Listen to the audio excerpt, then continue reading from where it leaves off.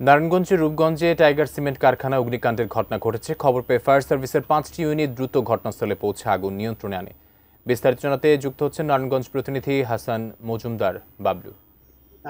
আকাশ, যেমনটি বলছিলেন আপনি যে দুপুরে কিন্তু এই যে আমি যে জায়গাটিতে দাঁড়িয়ে আছি এটি হচ্ছে টাইগার সিমেন্ট যে কারখানাটি রয়েছে সেই কারখানার ভিতরে আমি দাঁড়িয়ে আছি। তো এইখানে যে ঘটনাটি ঘটে, টাইগার যে এডিবল যে কারখানাটি রয়েছে সেই এডিবলটিতে আমি দাঁড়িয়ে আছি। তো এখানে হচ্ছে যে বিষয়টা হচ্ছে যে দুপুরে কিন্তু আগুন লেগেছে। এই ফায়ার সার্ভিস এবং স্থানীয়রা যেমনটি আমাদেরকে বলছেন যে এখানকার যে গ্যাস সিলিন্ডার রয়েছে, যে গ্যাস সিলিন্ডারের যে থেকে কিন্তু এই আগুনের সূত্রপাত ঘটেছে এবং এই ঘটনা শোনার পরে কিন্তু ফায়ার সার্ভিসের 5টি ইউনিট কিন্তু এখানে এসে আগুন নিয়ন্ত্রণে নিয়ে এসেছে। আমরা যদি একটু দেখাই যে এখন কিন্তু এই আগুন কিন্তু পুরোপুরি নিয়ন্ত্রণে এসেছে ফ্যাক্টরিটির, এবং আপনি দেখছেন যে বেশ কিছু জায়গায় কিন্তু পানি পড়ছে। ফায়ার সার্ভিস যে কাজ করেছে সে কাজ করে পানি পড়েছে এবং আগুনের ধোঁয়াও কিন্তু উঠছে। কারখানার শ্রমিকরা যেমনটি জানিয়েছেন যে আগুন যখন নাকি লাগে তখন কিন্তু তাদের মধ্যে বেশ আতঙ্ক ছড়িয়ে পড়ছে, এবং আতঙ্ক ছড়িয়ে পড়ার পর কিন্তু পুরো এলাকা জুড়ে কিন্তু সাধারণ মানুষের মধ্যে উদ্বেগ উৎকণ্ঠা বিরাজ করেছিল এবং আগুনের লেলিহান শিখা কিন্তু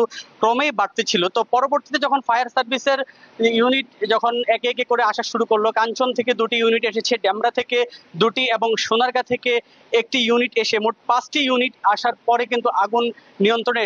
তো আগুন নিয়ন্ত্রণে আসার পরে আমরা যেমনটি জানতে চেয়েছিলাম যে এই ঘটনার মূল কারণটা কি, তারাও ফায়ার সার্ভিস এবং এখানকার যারা স্থানীয় রয়েছে যারা মালিকরা রয়েছে, কর্মচারী রয়েছে, তারাও কিন্তু আমাদেরকে জানিয়েছেন যে আসলে গ্যাস সিলিন্ডার থেকে আগুনের সূত্রপাত ঘটেছে। তো এই তারপর থেকে তারা এখনো পর্যন্ত ফ্যাক্টরির এই পরিস্থিতি বিরাজ করছে। শ্রমিকদের মধ্যে উদ্বেগ উৎকণ্ঠাও কিছুটা কেটেছে এবং খুব দ্রুত অল্প সময়ের মধ্যে, অর্থাৎ ফায়ার সার্ভিসের 5টি ইউনিট দীর্ঘ 1.5 ঘন্টা কিন্তু তারা চেষ্টা করে আগুন কিন্তু তারা নিয়ন্ত্রণে নিয়ে এসেছে। তো আকাশ, এই ছিল আসলে নারায়ণগঞ্জের রূপগঞ্জ থেকে টাইগার এডিবল কারখানার আগুনের সব শেষ খবর আমার কাছে।